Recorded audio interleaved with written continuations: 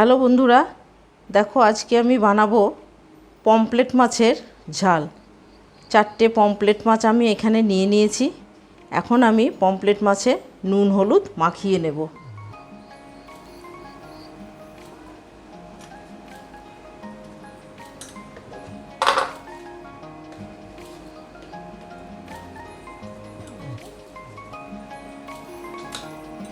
ভালো করে নুন হলুদ এখন আমি মাখিয়ে নেব।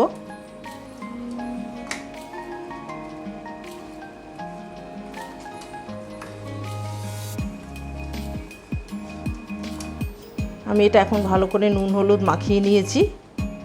এবার আমি ভেজে নেব। কড়াই আমার গরম হয়ে গেছে। এবার আমি কড়াইতে সর্ষের তেল দিয়ে দিলাম।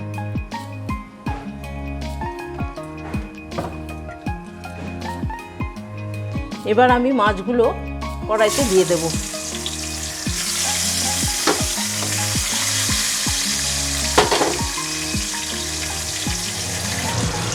বন্ধুরা, মাছটা আমার ভাজা হয়ে গেছে।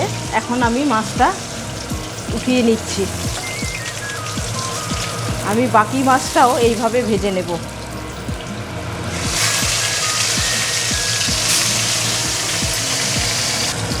বন্ধুরা, মাছটা কিন্তু আমি ভালো করে ভেজে নিয়েছি। এবার আমি তুলে নিচ্ছি।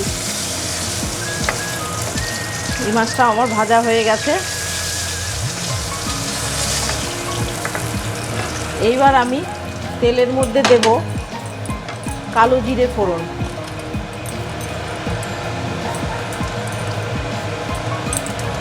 এবার আমি এখানে কিছু মশলা নিয়েছি।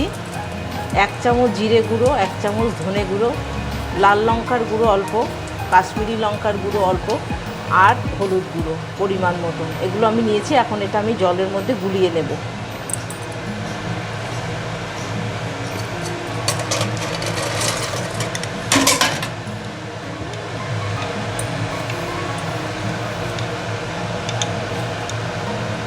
আমি মশলাটা গুলিয়ে নিয়েছি। এবার আমি মশলাটা দিয়ে দেব।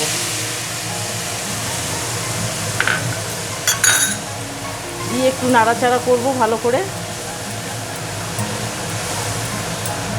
এবার আমি দেব অল্প পরিমাণ রসুন বাটা,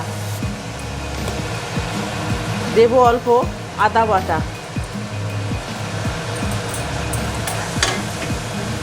এখানে আমি 2টো টমেটো পেস্ট করে রেখেছি, আমি এটাও দিয়ে দেব।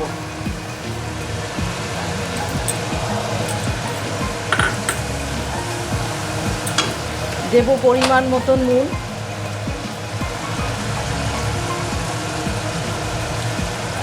দিয়ে আমি ভালো করে মশলাটাকে কষিয়ে নেব।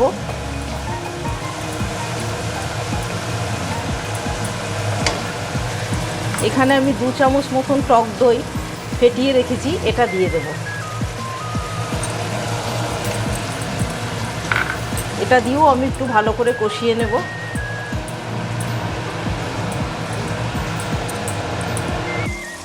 মশলাটা আমার কষানো হয়ে গেছে, মশলা থেকে তেল ছেড়ে দিয়েছে। এবার আমি পরিমাণ মতন জল দিয়ে দেব। বেশি দেব না, অল্প পরিমাণ জল আমি দিয়ে দিলাম।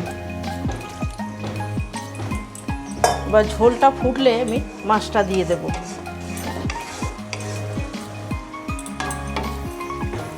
ঝোলটা ফুটে গেছে। এখন আমি মাছগুলো দিয়ে দিলাম।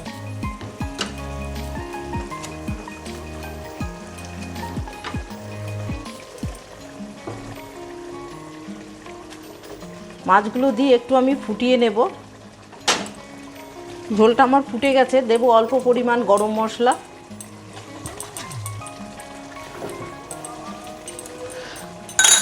দেব কেটে রাখা ধনেপাতা,